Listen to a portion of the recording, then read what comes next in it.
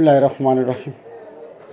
প্রিয় রাঙ্গুনিয়াবাসী, প্রিয় ইসলামপুর ও রাজানগরবাসী, সর্বশতর সকল জনগণের প্রতি আমার ঈদ মুবারক জানাচ্ছি। আজকে 17টি বছর পরে আমরা নতুনভাবে ঈদ উদযাপন করতে যাচ্ছি।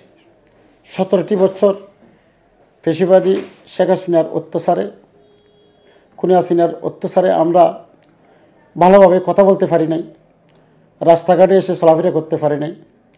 মহান রব্বুল আলমিনের কাছে শুকরানা আদায় করছি।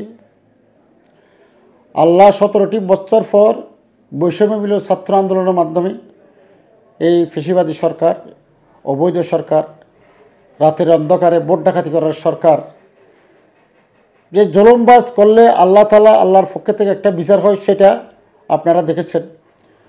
এই 5ই আগস্ট শেখ হাসিনা দেশ থেকে চলে যেতে বাধ্য হয়েছে।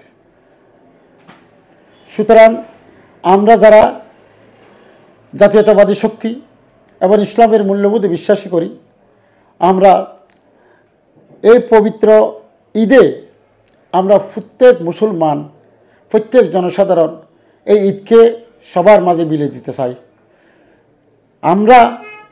আমি ব্যক্তিগতভাবে ইসলামপুর জাতীয়তাবাদী দলের আমি সভাপতি, আমি কাঠ ব্যবসায়ী সমিতির সভাপতি।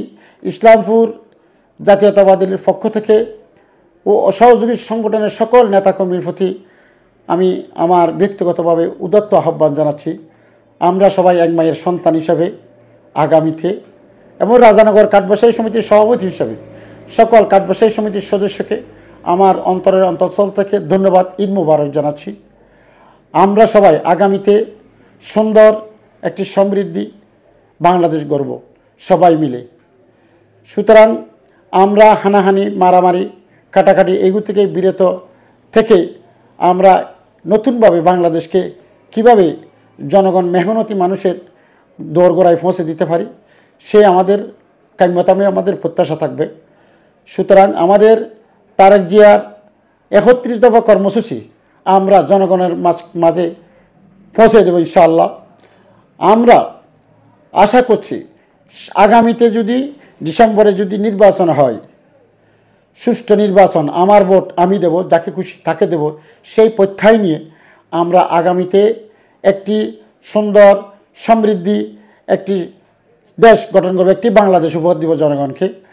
আগে যে স্বৈরাচার যে জুলুম নির্যাতন করছে, সেখান থেকে আমাদেরকে বের হয়ে আসতে হবে, কারণ জনগণের অধিকার জনগণের কাছে ফিরিয়ে দিতে হবে।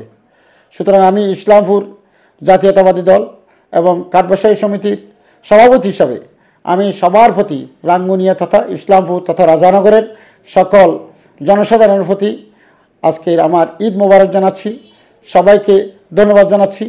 আমরা ইনশাআল্লাহ সবাই এক মায়ের সন্তান হিসেবে এই বাংলাদেশকে নতুনভাবে একটি করব। এটা হচ্ছে আমাদের তারেক জিয়ার ঘোষণা। আমাদের রাঙ্গুনিয়ার মধ্যে আমাদের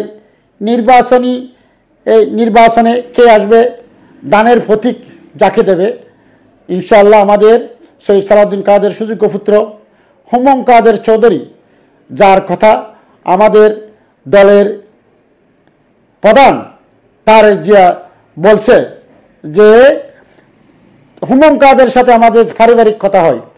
তো আমাদের শহীদ সালাউদ্দিন কাদেরকে শেখ হাসিনা সরকার যেই নির্মমভাবে হত্যা করেছে, যদি আমরা হুমায়ুন কাদের চৌধুরীকে রাঙ্গুনিয়া থেকে সুষ্ঠু ভোটের মাধ্যমে, আমার ভোট আমি দেব, সেই স্লোগানের মাধ্যমে যদি আমরা সরকার গঠন করি, ইনশাআল্লাহ শহীদ সালাউদ্দিন কাদের চৌধুরীর আত্মা শান্তি পাবে।